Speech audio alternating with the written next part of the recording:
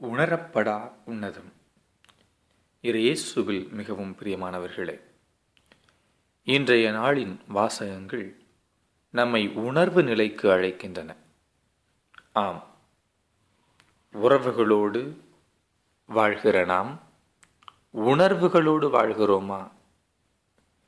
நிறைய நேரங்களிலே நம் உணர்வுகளை சாகடித்துவிட்டு அல்லது மரத்து போன நிலையோடு வாழ்ந்து கொண்டிருக்கிறோம் என்கிற உண்மையை இன்றைய வாசகங்கள் நமக்கு வெட்ட வெளிச்சமாக்கி காட்டுகின்றன.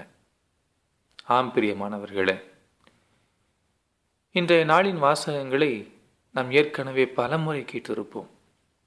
ஆனால் இன்று கொஞ்சம் வித்தியாசமாக யோசித்து பார்ப்போம். நாமான் நலம் பெறுகிற நிகழ்ச்சி. இந்த நாமான் நலம் பெற வேண்டும் என்கிற ஒரு ஆசையோடு இறைவாக்கினர் எலிசாவை சந்திக்க வந்தபொழுது அவனிடம் இருந்தது 400 கிலோ வெள்ளி, 6000 பொற்காசுகள், 10 பட்டாடைகள். 2 அரசர் புத்தகம் 5ஆம் அதிகாரம் 5ஆம் வசனம். ஆனால் அவன் திரும்பச் சென்ற பொழுது அவன் விலையுயர்ந்ததாய் நினைத்து எடுத்துச் சென்றது 2 கழுதை புதிய அளவு மண்ணை. 2 அரசர் புத்தகம் 5ஆம் அதிகாரம் 17ஆம் வசனம். உடல் மட்டும் குணமடையவில்லை, மனநிலையிலும் ஒரு மாற்றம் ஏற்பட்டிருந்தது. தங்கமோ பொற்காசுகளோ வெள்ளியோ பட்டாடைகளோ கொடுக்கிற நிம்மதியை விட கடவுளுடைய அடியவரின் காலடிப்பட்ட மண் அவனுக்கு விலையுயர்ந்ததாய் மாறிய ஒரு மாற்றம். மனநிலையில் ஒரு மாற்றம், உணர்வு நிலையில் ஒரு மாற்றம், உடன் இருக்கிற இறை பிரசன்னத்தை உணரக்கூடிய ஒரு மாற்றம்.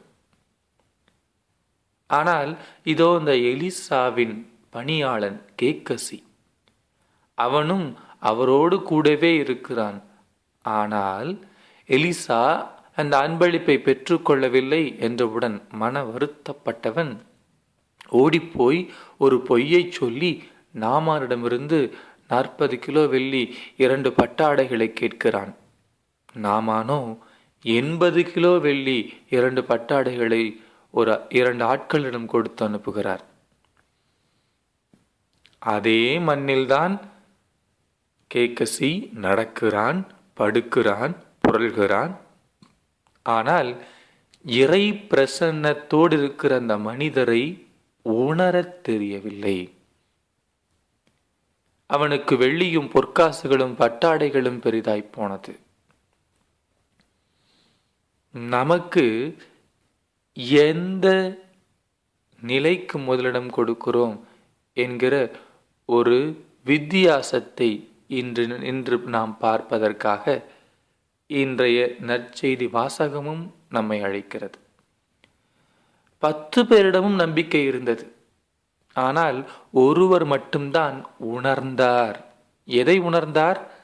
இதோ நம்மை பார்த்து அங்கே போங்கள், குருக்களிடம் காட்டுங்கள் என்று சொன்னாரே, சொல்லிய அந்த மனிதரின் வார்த்தையால் இது நடந்ததே.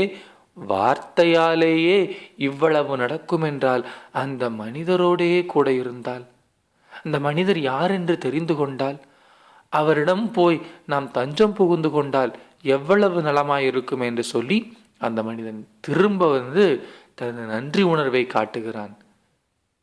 நன்றி உணர்வை காட்டுகிறான் என்பதை விட தனக்கு இப்படி ஒரு குணமளித்தவர் யார், அவர் எந்த அளவு மகத்துவமிக்கவர் என்பதை உணர்ந்தவனாய் திரும்ப வந்திருக்கிறான்.